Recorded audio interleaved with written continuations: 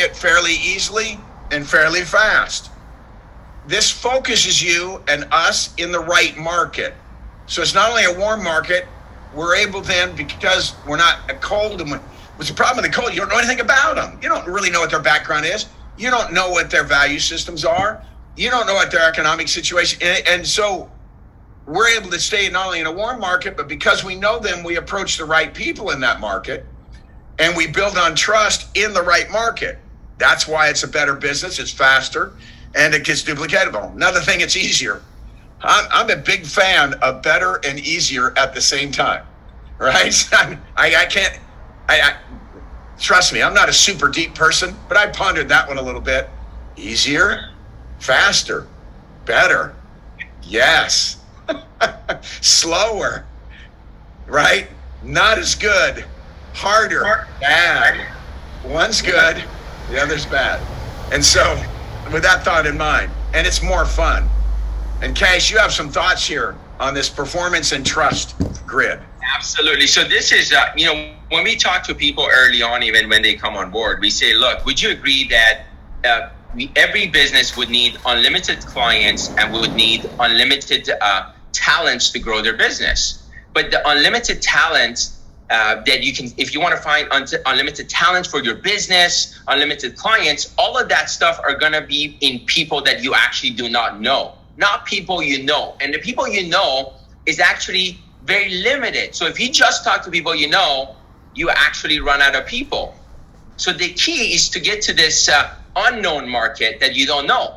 And there's two ways to get into it. One way is directly doing cold calling and resume and so far, things of that nature, or you can get to that market through your known market, through the people you actually personally know that you trust. So, and we show them this little chart right here that they use in the military. So this side, it shows performance. Here it shows trust. And as you can see, this is basically low trust, low trust, low trust. And then as we go this way, performance, it says low performance, low performance, low performance. So as we go up, performance increases. You guys can see this. So the key is, I usually, when I talk to people, I say, which one do you want? And everybody says, yes, I want high performance, high trust. I say, okay, I agree with you, but the challenge is these are very hard to find, number one. Number two, if you were to go directly to cold, the only thing you can measure is their performance. Wouldn't you agree? You can never measure somebody's honesty, character, based on a resume. And this is the number one problem that the financial services industry has. And that's why they have the most compliance against them. It's because of this reason right here, because they recruit their talent based on performance. Warren Buffett said, you find somebody that's high performance and low trust, and that is a criminal right there. So the industry finds people this way, where the best one is right here. As a matter of fact, right here, mid performance, high trust. You should be going for that all day long. Sometimes I talk to our base shop and, I say, you guys are just like right about right here, right? Look how many policies you did last month. You did one. So you're like right here. But I'd rather have you than somebody here with high performance, low trust. So this is why it's so important to stay in the warm market. And I'll turn it back to you, Rich. That is a great point, Cash. When you've got a person of poor character who has talent, that is the perfect definition of let's talk about low performing low trust is a petty criminal. High performing low trust is organized crime, right? And that's the difference between those two. So this guy's shoplifting and this guy's running big time Ponzi schemes, and so this is a wonderful area of emphasis that Cash went through with us here. You might be low performing, but if you're high trust, we'll build on that. And that comes from relationships. That comes from getting to know people. That comes from connecting in them. It's interesting when I'm going to talk about two referrals that I got. One referral that I got years ago, back in the 80s, was a guy named Swan Wen. And he was referred to me by somebody on my team. And he came and sat in a Saturday morning meeting and made a decision to join. And that was a great referral. about a little over a decade later, a guy was referred to me by a guy named Rob Day, and his name's Ed Milet. And that was a good referral. And we got to know each other based on the extended trust that we had between the people that introduced us. We began to get to know each other, built a relationship of trust, and the rest is history. You know, and there've been a lot of other good referrals. A guy named Jeff Levitan was referred to me by a wonderful guy named Greg Kapp. So that was another good relationship. So this is, and you know what? Swan Wind started out low performing, but high trust. He moved to mid performing, ultimately to high performing. Ed probably started mid performing, mid trust. He's a wild man, and he's 24 and single. And before he had been tamed a little bit by Christiana, and I'm having some fun with this. I wish he was on the call so we could really have some fun with it. And he moved quickly to mid performing high trust and high performing high trust. You know, and he's a prominent national figure now.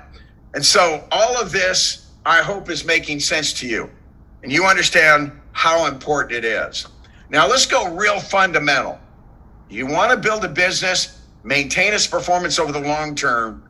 One of the things you've got to do is stay tight to the basics. They're called the basics for a reason. They're called fundamentals for a reason. You hear in sports constantly, whether a color commentator is talking about a tennis player, a quarterback, you know, someone at the plate in baseball, they talk about they have good fundamentals when they're complimenting them. And that means they become consistent performers. Consistent performance requires solid fundamentals, just like in everything else. Let's talk about building a prospect list from the standpoint of solid fundamentals. Let's start with the mindset of giving versus getting. Cash, why don't you talk about this? So this is probably one of the biggest one when we get into fast start. There's usually a lot of people go in this when they're talking to them about the business. They're selling the dream. They're like, things are going to be awesome. You're going to be able to successful. You're going to make this much money, and you're going to have time. And they kind of have that mindset. But the moment they go into getting them fast started and start getting the list, all of a sudden it feels like the energy shifts. And all of a sudden it becomes like it feels like you're trying to get a list and you must make a call or the person's going to die and you have to get this. And the energy shifts and the person completely feels that. So the most important thing with a fast start and getting a list is to have the right mindset going into it. So I'll give you an example. What I always say is that when you bring somebody on board, when you recruit somebody on a recruiting appointment, that's when you're promising someone. In the fast start, this is where you're delivering. So you promise when you recruit, you deliver when you make a list and make calls with them. So when I go into a fast start, I say, okay, that's usually the most exciting appointments for me, because in my mindset, and I used to not have this before, I was kind of scared. I was like, I got to do this. I'm going to do the call. They want to do the call. I'll be uncomfortable. They'll be uncomfortable. We look at each other. But now the mindset is going in there. We're going to change this person's life. We're absolutely going to change this person's generation. So then we can start with goals and dreams, and it's just a complete different mindset when you go into it that way. So you go with the mindset of giving and loving and trying to change this person's life, and they feel it, and it's a lot easier. They will give you a list a lot faster because they sense that from you. Excellent, excellent. One of the things that I use when I'm talking to somebody about a prospect list, and you begin to feel that little bit of tentativeness from people, I say, you understand, and this fits right in with what Cash is saying about giving versus getting.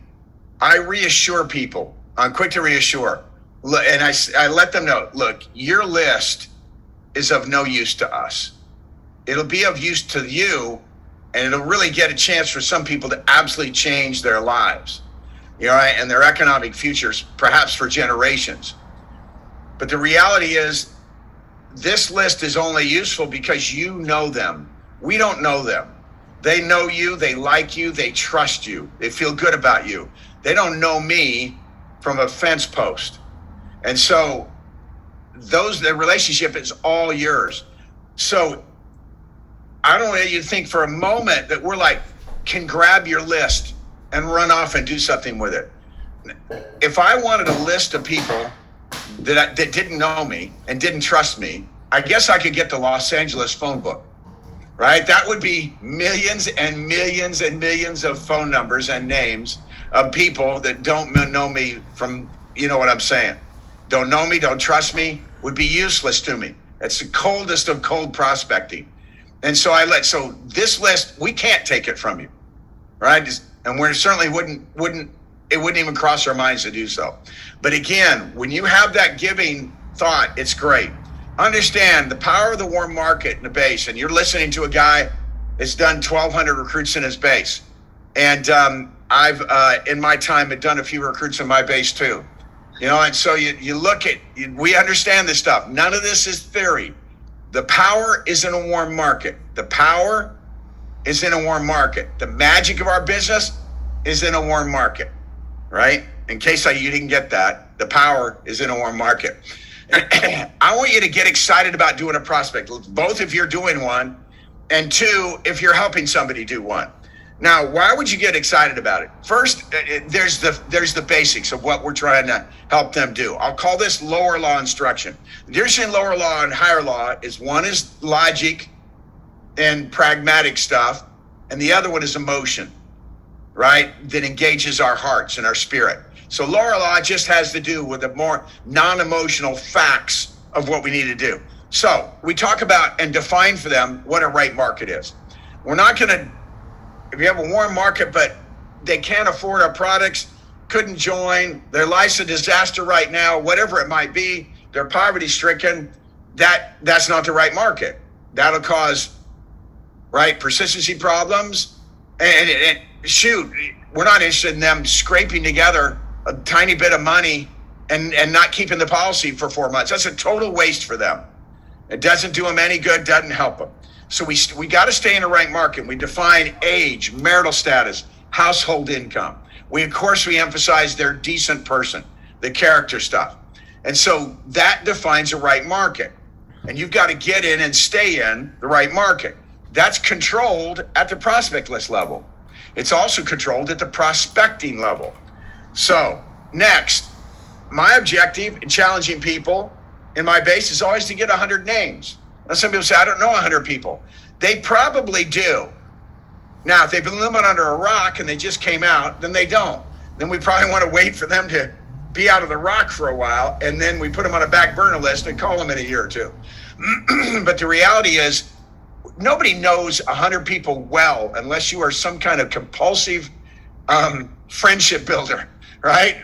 Cash is a pretty private guy. I'm a pretty private guy. It wasn't like we could come up with a list of 100 friends, but we could come up with a list of, 15, 20 people we knew pretty well, maybe 25, but then we had another 25 or 30 or what I call acquaintances, from good acquaintances to general acquaintances. And then there are people we know of, right? There's that guy at the bank we say hi to every time, but this kind of stuff, the restaurant we go to, that we've connected with the owner, but they're not friends yet.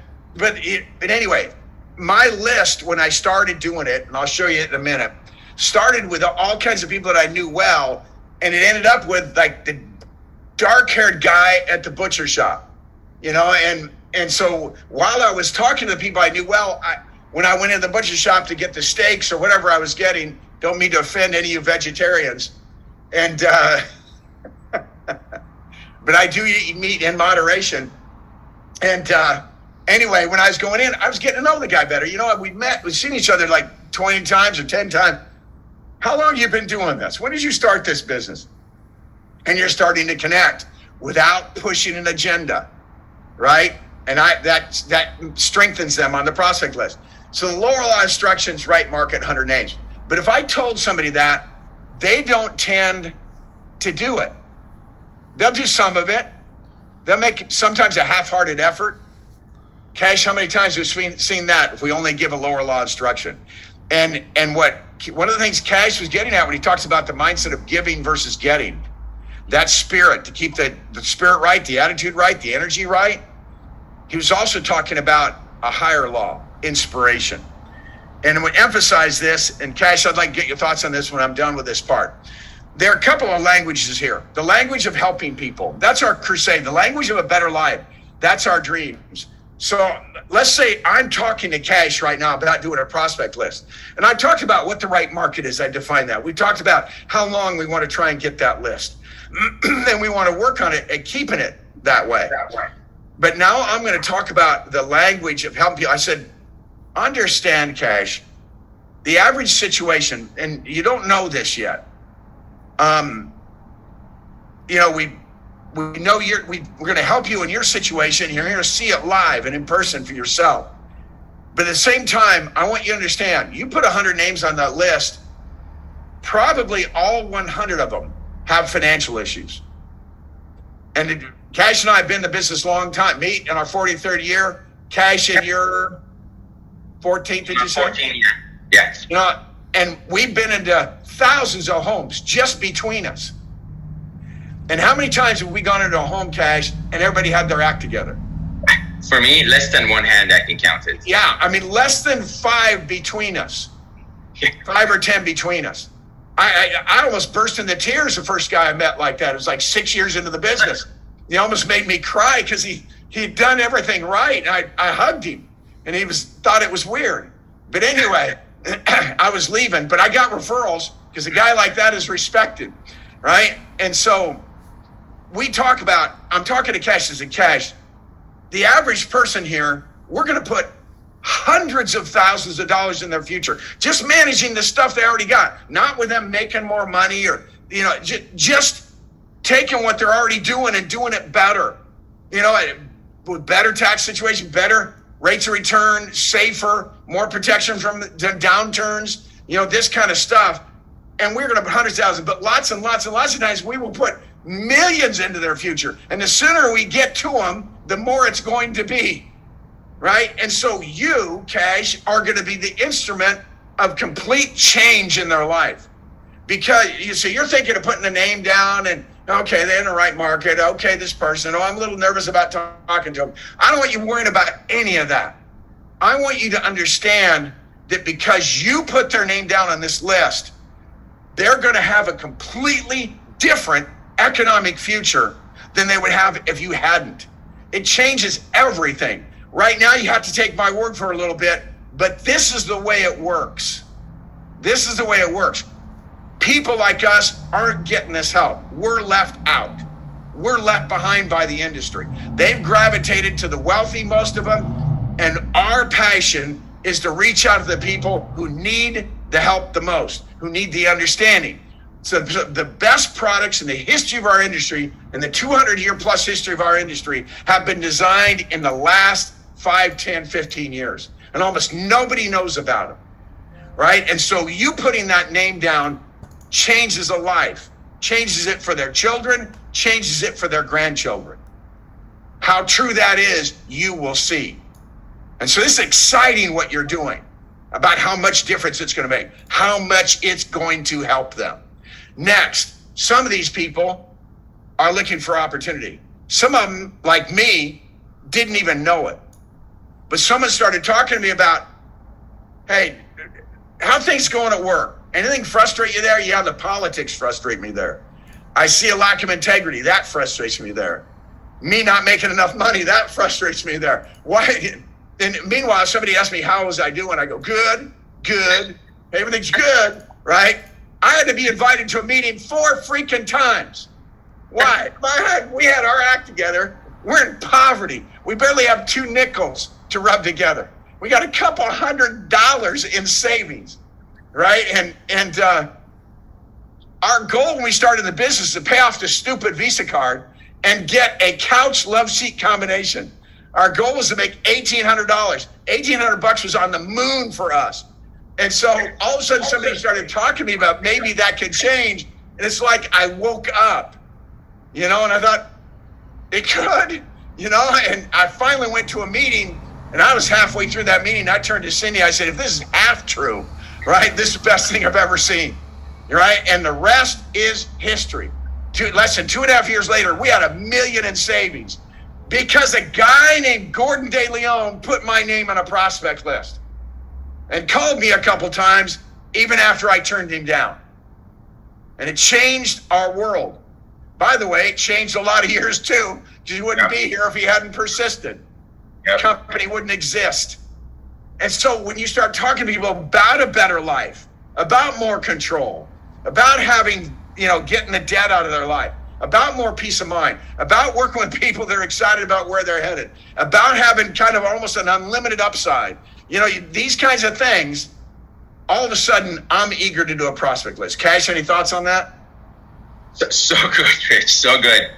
I would say there are a couple of things I want to say here when it comes to the process of fast starting and building a list and understanding the process. And this is a good thing as far as the next webinar where Barry Ryan's going to be doing the class with Rich through selling through curiosity. The first thing I would say when you're sitting down with people, the first thing you do, you're going to ask some questions to see if there's been any negatives. We were last night listening to your podcast, Rich, with our base about early negatives. So the first thing we teach people is like when they come in to sit down with you again for their fast start, you make sure you ask some questions to see if there are any early negatives. That's number one.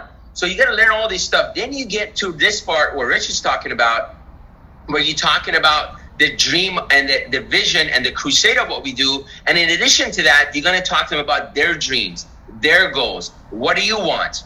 What's important to you? Who are you willing to fight for? What's the thing you want? So finding out a little bit about them. And I tell them, like, if you go to a gym, if you want to get a trainer, the first thing a good trainer does, finds out why you want to lose that weight. So we want to know why you're here, why you want to build a business. So as a coach, we can help you throughout the process. And usually when people start talking about their goals, their dreams, and we kind of get into it, that's the same thing. They get really excited about right here. And I'll talk about this last point. And one of the things we do sometimes early on is this, that before you try to do this whole list, sometimes what Rich was talking about the crusade of our business. So sometimes some people you sit down with, they're ready to go make calls. Well, great. If they're ready, I'm ready. But a lot of times they're like, what do you guys really do?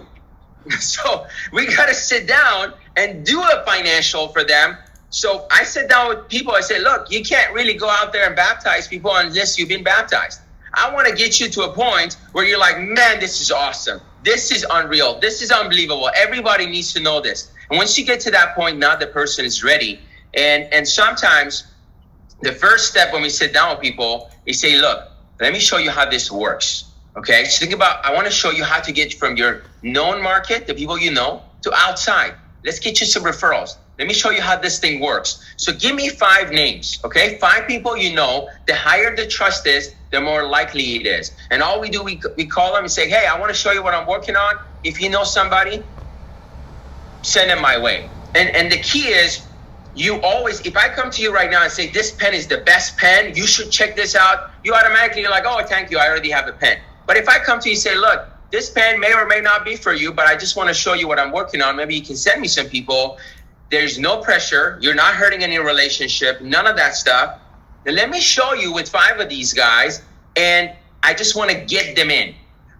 We used to talk about there are 3 stages. There's an awkward stage, then there's a mechanical stage, then there's a natural stage. Everything you do, if you ever played music, in the beginning, everything's awkward, and everybody wants to quit during the awkward stage. Then they go to the mechanical stage. They kind of say it, they know a little bit, and then eventually they play in the music and as they're just having fun.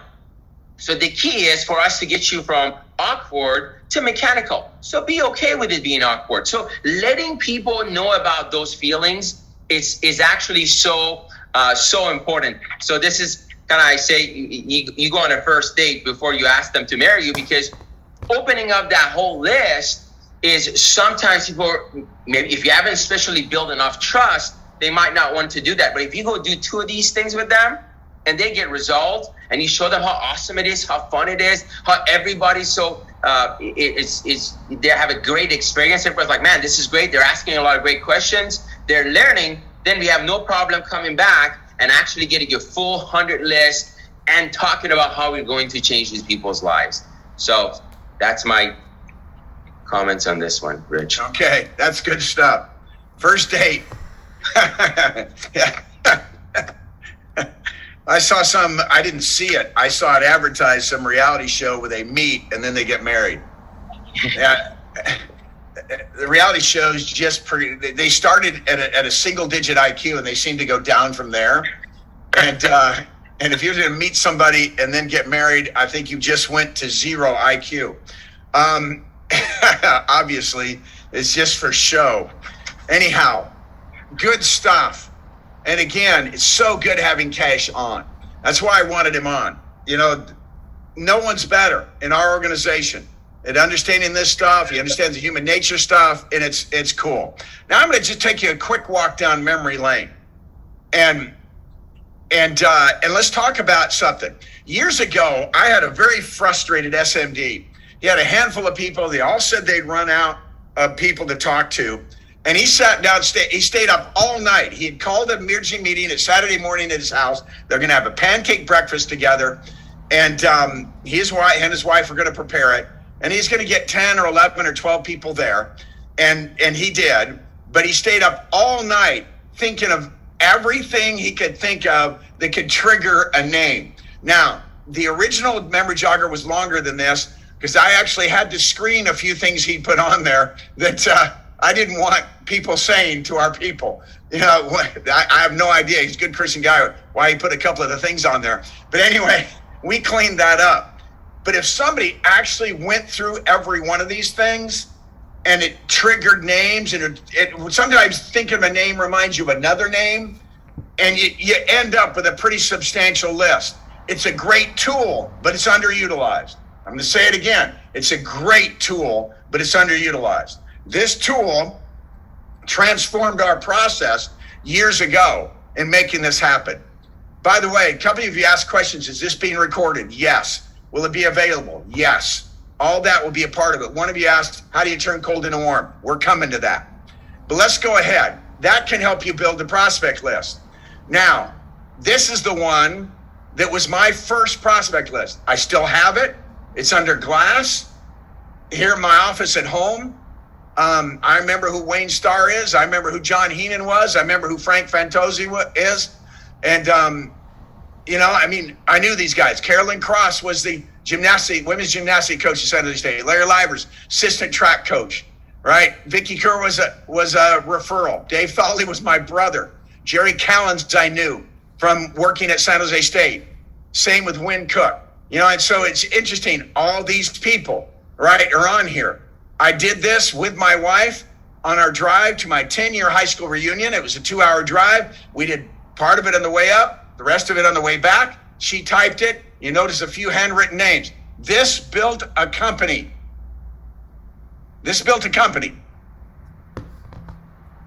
And so I understand the power of a prospect list and of actually doing the work. Why did it end up this long? Because I was told a good list had 100 names.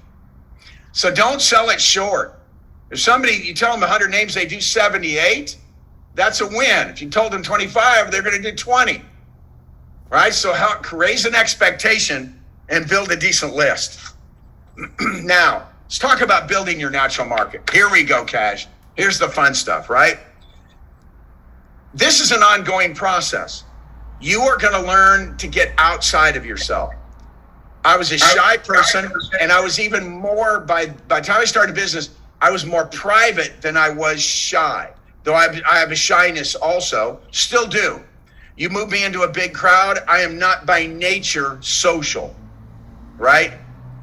I mean, I look at Ed, and I'm kind of awestruck by it. He loves I hate being a celebrity. Hate it. And it's and it doesn't make him bad or him better or me bad or me better. It's just two different personalities, more style. But there are more people like me than there are like those super outgoing, gregarious person. Everybody had one in a class in school where he kept getting in trouble with the teacher because he kept talking and kept interrupting, and finally they send him to the office or something, or go make him stand in a corner. And that never happened to me. right? So it's interesting. You want to have a dynamic growing prospect list. You need a continuous flow in and out. Your goal, listen to me now. We've got how many people on this call right now? Let me check. 4,500. It's 4494 right this second, right? So let's get rid of that. Went up to 496 before I could stop. Anyway, what should your goal be? If you want to build it, if you really want to be a player here, you want really good things to happen for you in your business, you should be averaging 2 recruits a month personally. Your goal should be 25 a year. That's one of the magic numbers of our business, right? And so your prospect list is going to be a continuous thing. And so you have a continuous flow in and out. Maintaining and maintaining a prospect list, you need to make it a way of life. And you learn through practice. Don't worry you're not great at this at the beginning. Let that go. Let that go. Yeah, right? Crawl before you walk before you run. And then it's going to be fine. Then you improve your running techniques to run fast. So you're going to learn through practice.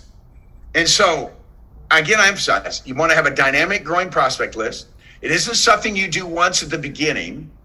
It is a continuous flow of people in and people out as you talk to them.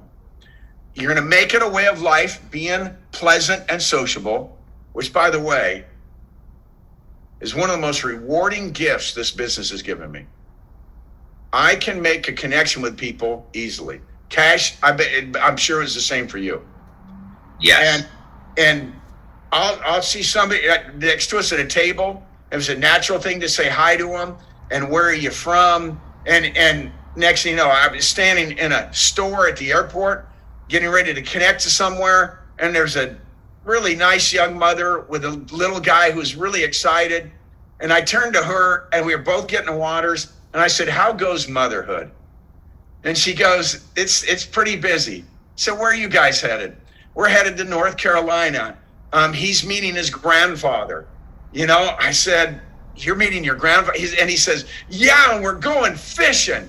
You know, and I crouched down a little bit so I could be at his level. "Are you excited about seeing your grandpa?" "I'm a grandpa. I know I'd sure be excited to see you if you were my grandson. And I'd love to take you fishing too. That's great." You know, and he said, "I can't wait," you know, and the mom and I just exchanged a few pleasantries. I'll never see him again. I wasn't trying to prospect him. I just connected, had a great 2 or 3 minutes with him, and we both went on our ways to opposite directions of the country. But you know what? I remember it fondly. That's why I'm talking about it right now. Just happened a few weeks ago. And so I made it a way of life to be pleasant. Now, what if I said, "How goes motherhood?" Fine. I wouldn't have bothered her again, right? I'm not looking to be a pain. And by the way, I stand back from them physically. I don't want to be in their space. I can be pleasant, an extra step back, you know, and because I don't want anybody to be uncomfortable. You learn through practice. That's one of the things I've learned. Let's talk about making practice fun. One of the big challenges is that we don't understand, or a new person or our leaders, some of you that are on this call listening right now, haven't made this clear. You've got to be clear on it. They've got to be clear on it. There are 3 things we're looking to do, and it starts with prospecting. All prospecting is making a connection, making a positive impression, getting a number. Making a connection, a positive impression through that connection, and hand them the phone and say, "You know what? I'd love to talk to you again." You know, you connected over something. You both play golf. That didn't connect with a lot of you.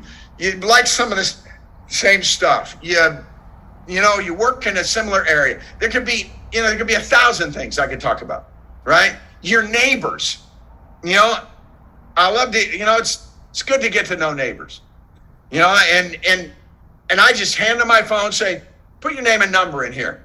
And then when they're done, I put notes in the notes section. And I put the letters P, capital L, after their last name. That way, if I type in PL, my whole list comes up alphabetically, right? I have 2,800 names currently on my prospect list. 2,800 names. I'm not even in the base shop business anymore, but I still prospect. Now, here's the point I want to make. Prospecting is prospecting. It's not inviting or appointment setting. It's certainly not recruiting. It's only prospecting. It's only connecting. If you're standing there in a grocery store line and talking to somebody, do you shop here at Whole Foods very often? Yeah, I love this place. So do I. My wife got me coming here. Now I hardly go anywhere else. Are you from this area? And off you go, just connecting with somebody. Now, if you tried to talk to them and they didn't want to be talked to, what are you doing? Just stop bothering them. There's closing on 8 billion people on the planet. You don't need that one, right? That guy you may get later because he's just having an off day, doesn't feel like talking now. Or he may be a hermit, and you don't want to beat your head against the wall. It's not fun. Remember, we talked about making it fun? You're connecting with people who want to connect. You're connecting with pleasant people who are pleasant people. You're being a pleasant person. They're being pleasant back. This is fun to do. Now, sometimes I don't have enough time, but I still practice my connecting. It's not going to go to a number. I just made it, as it said on the previous slide, a way of life, a pleasant way of life to be sociable to people. Sometimes I'm connecting with somebody who's not in our market. They're not in the right market. I know it. I'm not going to turn it into a phone number, right? I'm just being kind, pleasant, respectful. I don't know what respectful is, but it's respectful. And I'm just making a positive impression. Go around doing that and watch how it uplifts your life, right? Beats being a grump, that's for sure. I tried that, did plenty of that, did several years of that. Certainly couldn't have built a business with it. So understand, separate this in your mind. Prospecting is just connecting, making a positive impression, getting a number. And it's easy to ask for. If it's weird. Now, if you're a guy, like Cash 8 years ago, pretty cool dude, bachelor lifestyle, and and he's talking to a young woman and he stands a little too close. Hey, how about giving me your number? What a jerk, right? That wouldn't work. That's not something you want to do, right? That's creepy. Please separate creepy from your mind versus making a positive impression, right? And keep this under control. Next, the third part is inviting. Second part's inviting, where you should intrigue them and arrange to meet. That's after you've gotten a number. Talk to them maybe once or twice. And then in the natural part of the conversation, they're going to ask you about what you're doing, and you're ready to give a succinct, not thorough, but succinct, excited response that intrigues them and say, well, that sounds interesting. I'd be glad to talk to you about it. Right? No strings attached. I love what I do, and I promise not to wear you out. And you set a time, and now you're talking about the business. Now we're inviting to hear more about it, moving forward. And now we're into the recruiting phase where we're presenting the opportunity. But just get it in your head. These are three separate things. And when you separate them, it has power. Any thoughts on that? So good. So one of the things I would say, one of the things we talk about instead of prospect, we just call it making friend. Because one of the things I found out, a lot of times, a lot of the challenges most people have is actually mindset and thinking, because all our life we've been making friends. This is nothing new. Now all of a sudden, it's not like we're like just learning how to make friends, which some people maybe are. But if you just make it, we just call it making friends. So when I'm talking to our guys, I say, how many friends did you make today? So just think about how much fun that is, instead of saying how many prospects that you got. And one of the affirmation that I've used is that strangers are only friends that I've not met yet. Strangers are only friends that I've not met yet. And I used to say that over and over because I learned that successful people, see, all of our parents told us, hey, do not talk to strangers, do not talk to strangers. And then now we get into this business and we're like, all right, go talk to strangers, they're only friends, right? So one of the things that successful people do, they teach their kids to actually go out there and make friends. I remember Greg Kapp talking to his grandson every time they would go on a cruise, and he would tell him, hey, for every friend you're going to make, I'm going to give you $1. So this is something that you want to even teach your kids. So some of you guys who are not good at this, you need to get good at making friends, because that's a skill required to be successful in business. Now, I was very shy. I was an engineer. Almost all of our best people in the business always been shy. Okay, man, I didn't know anybody, but I learned just the art of making friends. So I just wanted to say that. And one thing I would say, those of you guys who pray, one of the things I do, I always pray and I say, God, you know who needs this. Put them in front of me and I'll talk to them and I'll help them. So when I meet somebody, now it's a different meaning to me. Just for me, it means, oh, God put this person in front of me so I can change their life. They probably prayed for this. So now when I approach them is a way different thinking, and it's all about helping instead of getting number or anything like that. And I really don't have an outcome when I talk to people. I just want to get to know them, and if there's any way I can help them. And that's it. So I'll turn it back to you on that one. And that's how you turn cold into warm. Classic. So to re-emphasize these things that Cash are teaching all of us, don't worry about the outcome. Just talk to people. Be sincerely interested. You know, this is what good people do for each other, right? Ask questions, situation appropriate, of course, right? You're not going to ask too personal a question or this kind of thing, but you can ask about family. You can ask about their interests. You ask what they do. You know, what do they like? What do you like best about that? You work at Apple. What do you do for them? What's it like working at Apple? You know, I mean, whatever it might be. Right? Be a good listener. Stay relaxed. Don't be like all jittery, bouncing around, you know, because this is an enjoyable situation. Again, when you're not worrying about the outcome, it's easy to stay relaxed. You're connecting with people. And then, as you go through the flow of life, you might ask if you have a card, or you give me your number, and we ought to get together. There's a time and a place. You've had a good connection. You know when you've got a good connection. And they go, yeah, I would like to talk again, right? Then I drop them a text afterwards and let them know I enjoyed meeting them, and we go from there. But I actively work. When I'm building the business and I'm personally recruiting, this is what I do, right? Best advice, don't try too hard. Don't try too hard. This is what makes the business unpleasant for new people. They try it, they think, I got to recruit this guy. They told me I got to recruit people. Oh my gosh, I got 38 seconds here. I better get started on the presentation. And their head explodes, right? Or they actually try and do that, and the other person's head explodes. It's like that goofy movie years ago called Mars Attacks. And we're not vampires. We're not going for the neck. So let's go. What do you do for a living? I'm going to just give a few thoughts here. Kind of help organize your thinking. We are in financial services, the insurance and investment industry. I've never been coy about it, never been uncomfortable talking about it. I love our industry. I love the good we do. But here's what I talk about, some of these things. And you can have yours. Your leaders have theirs. Go with it. Get coaching. But the point I'm going to make here is you got to have some bullet points in your head that you're going to talk about.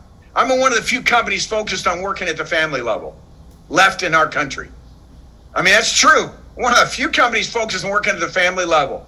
The average middle class family, right? It used to be everybody used to show up at people's homes.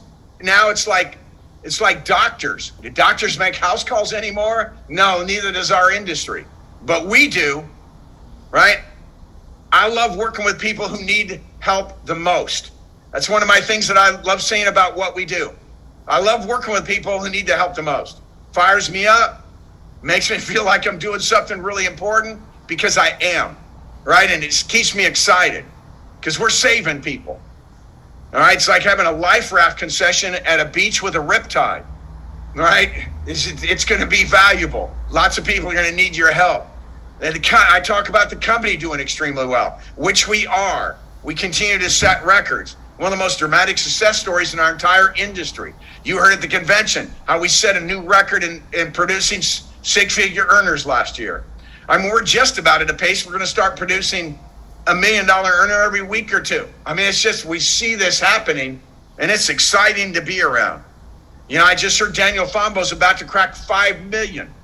Unbelievable. Guy's been in the business he's had a license 4.5 years. Woo. Anyhow, I love this stuff, right? It's one of the most dramatic success stories in the industry. I think we'll be the Amazon of financial services. I like that line. It's fun. So I love building a business and doing something I believe in so much. There've been so many times where I've prospected, or I've already prospected. Now I'm standing with a person and they're asking about it, and I just throw this stuff out, how much I love it, and then I walk away from them. And you'll be amazed at how fast they'll keep moving. All right, let's talk in about just a minute for getting the appointment. You're having a friendly follow-up contact. Your thoughts are organized about what you want to say, like what I just had there, right? You're going to strengthen a relationship. 80% of your time in a follow-up is continuing to BRT, build the relationship of trust, right? That's what you do. Show you love what you do. Continue to build that relationship of trust. When people ask too much about what I do, and I don't want to talk that much about it now because this isn't a presentation, I deflect it and go back to what they do, about their life, about what they're doing. How do you think the Niners are going to be this year? How do you think the Rams are going to be this year? I'm covering Cash and me, right? Northern Southern California. And we always have things to talk about. What are your children involved in? What sports they playing? What else are they doing? How did you meet your wife? I mean, it's just fun stuff to talk about that and interact like people who are building a friendship. Cash, talk about approaching the conversation from their perspective. So this is just always see it from their perspective. So let's just say, for example, if I meet somebody and they have a solar business, and I met them the first time, the second time I'm contacting them, say, hey, we got to get together. I come across a lot of people. I might be able to send you some people. Let's build a relationship. So if you always see every person in the world, they want something at the time. And if you be the person that can help them with that, and there's a great book it's called The Go-Giver. Instead of being a go-getter, be a go-giver. So if you become a go-giver and try to help people solve their problem and make a friend, getting an appointment is just so easy. Not talking about what you want to do and they should check this out. You talk to them about what they want, and it's always better that way. So always better that way. You're getting their world, right? Not me. Right? We live in an era of self-promotion in social media, right? And the power of humility and modesty seems to be drifting away as virtues. Anyway, keep it simple and brief. This is not a presentation. You've connected, you're talking to them, it's live or in person or on Zoom, and you're just setting a time where you can talk to them. And it's like, I'm going to ask you these questions, right? About it. What do you love most about your business? Right? About what we do, about our opportunity. What do you love most about it? These are things that I have at my tip of my tongue, right? We shared some of them already. What we love about what we do, helping people that need it the most, right? Being around people, being in a company that's on the move, having leadership that I trust, right? Watching, being mentored by real success stories in our industry. And the availability of that to lots of people is it changed my world. I've watched it change the world of thousands of others. I dig this stuff, right? But you're going to become an appointment maniac. You're going to become a connection maniac and then an appointment maniac. If you don't like the word maniac, you're going to become a connection expert or a connection lover and an appointment making lover, right? And you're going to love doing it.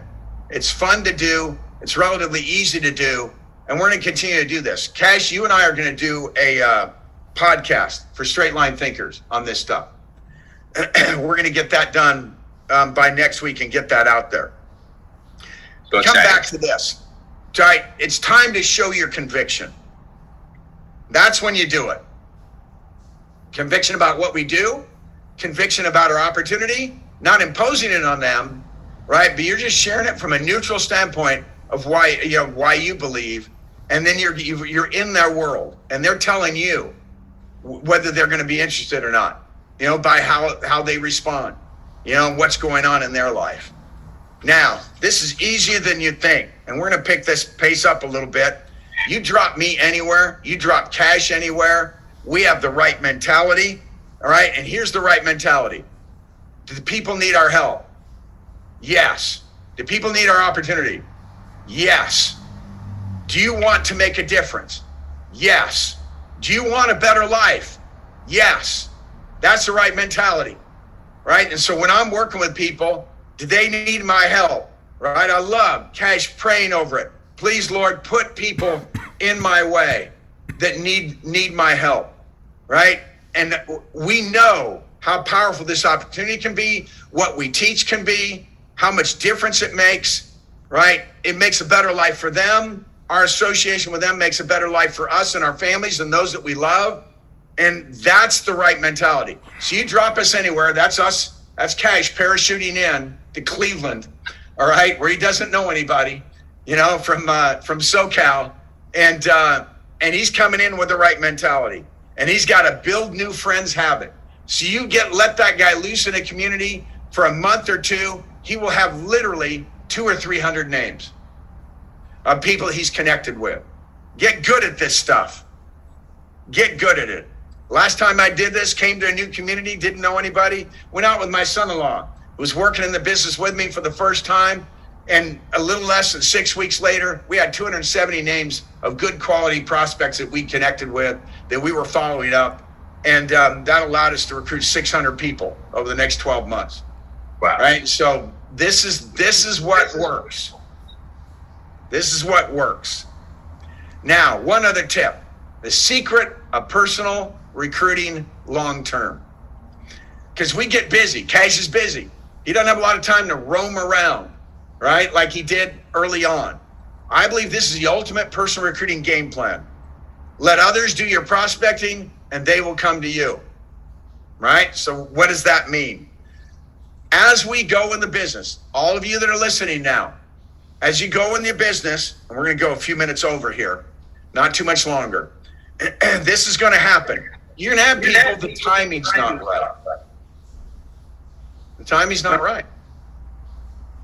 And yet they're right for the business and you have a good connection with them. You're going to build a back burner list. You're just going to build that list and keep adding people to it. These are people you'll make regular contact with over the months and next few years ahead, and the timing will get right for some of them. And either way, you'll add friendships to your life, which is always enriching. But build a back burner list. Those are people you recruit later. Man, I wish I could do this right. I'm swamped with a project. They're going to send me overseas for 3 months. It's that kind of thing. It's just not right. Back burner list. Keep contact. How's it going over there? What are you doing? Now you're not talking about the business. You're just connecting with them. Next, right? Who? I already described it. Building a center of influence list. This is the biggest one. We have all kinds of people come through our Zoom meetings, come through our offices, that like what they see. There are all kinds of people, we'll call them COI, Center of Influence, that we prospect, we meet. They're successful. I got friends that are all kinds of successful. And guess what? They have respect in their communities. And they like me, I like them. They looked at the company, right? They didn't need and weren't looking for a change. Their life was rocking, right? All kinds of different reasons. They could be way up in companies, having paid the price over 22 years to get there. They've got 6 kids, 3 of them are in college, 3 more are headed there. They're not looking to drop. They've got all kinds of responsibilities in other ways, but they liked you. They liked what they saw. They wished it was 20 years ago for them. They'd rather become successful in this.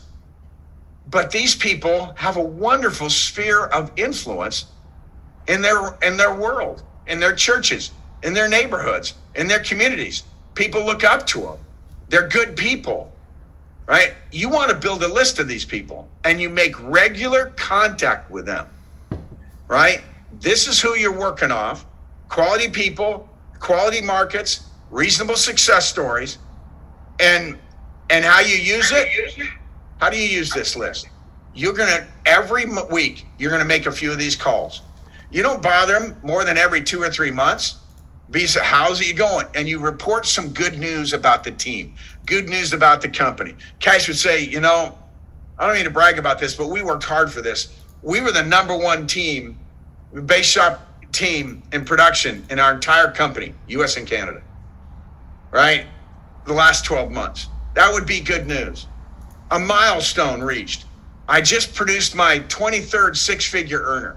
There's always good news to share. We just helped some families almost more than anything I'd ever seen before this last few weeks. There's always things you can talk about. The company's doing this. We just got a new CEO. Just lots of good things going on. And you share that. Meanwhile, you're going specific. I'm still looking for good people. And these people will start referring. They'll think of you. And when you call them, they go, I was talking to a guy and that we had a backyard barbecue. The guy's frustrated where it works. And you came to mind. I'm sorry I didn't call you. That's okay. I'm talking to you now. Let's make connection. Call that guy and tell him I'm going to make contact with him. And people referred people to me constantly. So I could maintain my 25 a year recruiting pace without having to go anywhere. Just off calling my COI list every month, my back burner list with some regularity, and we just kept rocking. Meanwhile, I would meet people and connect. All of this took pressure off. It was easy to end up with that many recruits. Use this, right? Build a back burner list, build a center of influence list, keep contact with them. Now, if you talk to a center of influence and you kind of bothering them, take them off the list. Don't worry about it. Stop bothering them. But a lot of them make contact. Good people like good people, and good people like to help people, right? And that works. All right. This is a total game changer if you will use this. And for those of you that are going to be here a while, this is big time when you start using this. Any thoughts on this, Cash? Are we ready to go to the next one? This is just so good. Let's go to the next one. This is so good. You said it. Let's talk about the use of social media, right? I want you, Cash, I want you to go through this. Sounds good. So basically, let's talk social media now. So basically, the main thing when you look at social media, you got to look at social media as like Instagram, Facebook. You just kind of look at it as basically your virtual resume. So when most of the times, I know now sometimes when I meet with somebody, I say, hey, I just go there and maybe they follow me, or I just kind of see their profile, because it is literally, especially for business people, like if you're a business person and then they kind of go there and you're like, let's say in your 30s and you're not there. It depends on how I met you. If I meet you in the middle of the street and I look you up and you don't have anything, it's kind of like, who's this guy?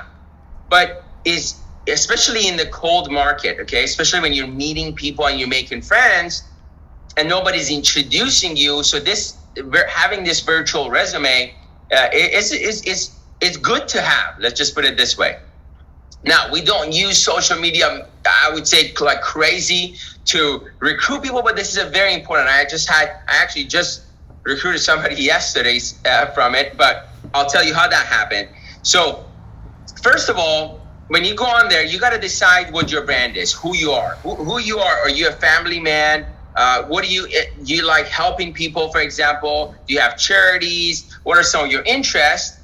And then as you're posting, you just post normal stuff. Here's what you don't do. Hey, I just joined this business. I'm looking for people. That would be the worst thing to do. Or you put a flyer on and be like, hey, if you have this event, come to it. Those things are not necessarily good, because remember this. That's why I'm saying this business is all mindset and human nature. See, people want things that are rare, and you got to be able to help people pick their curiosity. You see, there's enough diamond in the world to have a cup half full, and for every human being that lives in the world, there's enough diamond for every person to have a cup half full. Now, why are diamonds so expensive? Because they hold the supply. So it's rare. Not everybody can have access to it. So this is what you want. So you don't want to go in there on a platform, hey, free education for everybody. Anytime you do anything like that, it's automatically a big no-no. People are like, oh, it's free. It's probably not good. Probably they want to sell something. They're immediately skeptical. So you got to make sure you really stay away from it's a different thing if you have an event that's coming up, it's a big event, and you have a teaser on it, than going in there and inviting people for free to come to it. Does that make sense? So make sure when you're doing social media, as you're posting, maybe you have one business, you have 2 or 3 family. So you might have a picture, whatever, things that you want your cousin to see, okay? Maybe it's you and your family sitting there and you had a picture, okay? So, and you can be actually conscious about it, because, you know, they come in and see your picture with you and your family, immediately they trust you a little bit more. Like, the guy who's single is a little bit less trustworthy than the guy who has a picture with his wife and kid. You're like, it's silly, but that's what it is. Okay? They could be a serial killer, but that's just people look at it and they look at it. They're like, okay, this guy at least has kids, and then you put the stuff that you like fishing. You go one time fishing. It's your life. You don't put picture of your food and put it in there, and not silly stuff like that. I'm talking about that stuff, right, Rich? But it's just general stuff about your life you can put in there. Stay away from like fake show off, or you trying to be too motivational, or you trying to be Ed Milet when you're not one. It's different if you share somebody else's message and like, man, I just heard this thing. But it's okay to share your life.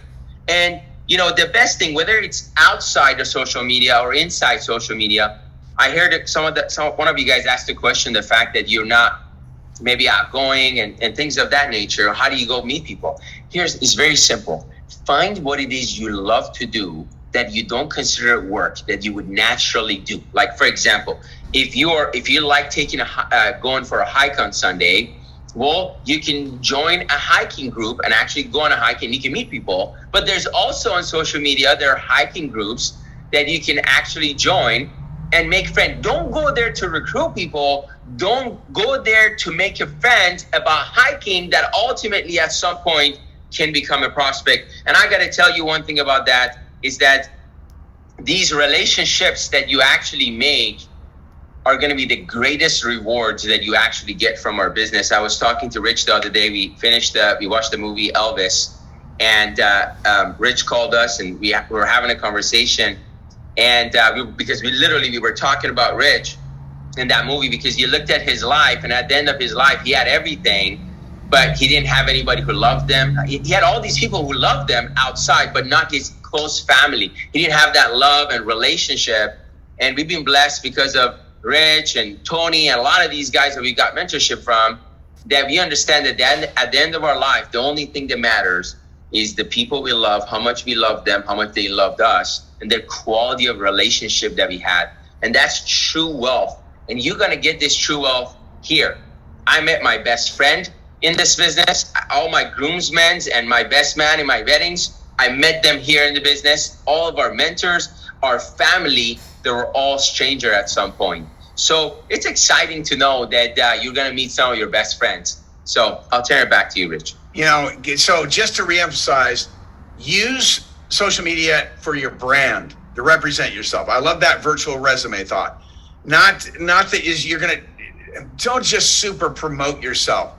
It's weird. It comes off as awkward and, like you said, unauthentic and fake and showing off. And it's just shallow, right? It doesn't represent strength of character well. And you don't want to be doing it that way. All our great builders, none of our great builders do it that way. None of our great builders do it that way. But they do use social media. Yeah, they have their representation on there because they know people are going to start Googling them the minute they start talking to them practically. But the next thing is they use it to recognize their people. This one just reached their $100,000 ring in our business. This one just cracked $1 million. This one did this. This one just earned their promotion. And they're constantly, all right, acknowledging their people. That is an appropriate use. All right, let's finish up. I want to reemphasize, right, our podcast platform for this grand business platform of ours, right? I just want you see, we got to reprogram. We got to learn to think bigger. We got to gain insight into the business. You need to be exposed to the most visionary people in the company. Hear what they do, how they think, like we've been doing with Cash right here in this webinar. right? That's why I'm going to make sure we put this to the podcast platform. It's specific content to this business platform and our way of doing things. It's the only podcast system in the world, the only podcast list that is specifically for our business, for our company, for our people, by our people, the people that are the best at it, right? Make this investment in yourself, right? And it's not just $4.99 a month, but we don't give it away because I want you to think it's valuable, right? Because it is rare. Now, it's the time you've got to invest in yourself too. Listen to these things as you drive. Don't be rocking out, or if you're going to rock out listening to our leaders who are like doing immense things, the people who have insight. And it isn't free because I don't want to give it away.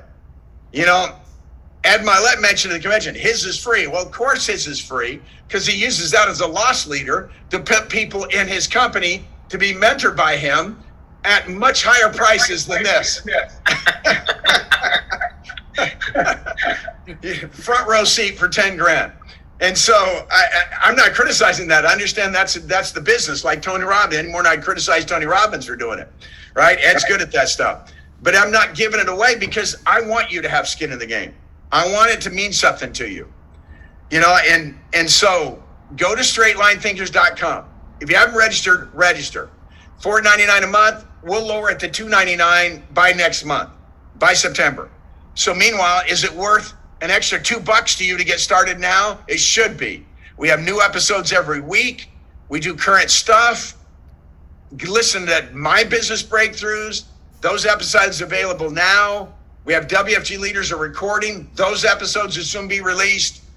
And Cash, what's your thought on this? This is so good. Last night, we like I was saying earlier, we got on our call with our base shop and we looked at anybody who wasn't registered. I said, you got to register. And then now going forward, like last night, we did one audio session and we're having everybody on it. It's just go. I wish we had this stuff when we got started in the business. It's unreal we have this information. Seriously, to have Rich Dolly in your pocket and you can listen to it anytime you're down. It's crazy. I remember first when Rich started doing conference calls and how big of a deal that was. And we would recruit people just based on the conference call and be like, here, this guy is in charge, right?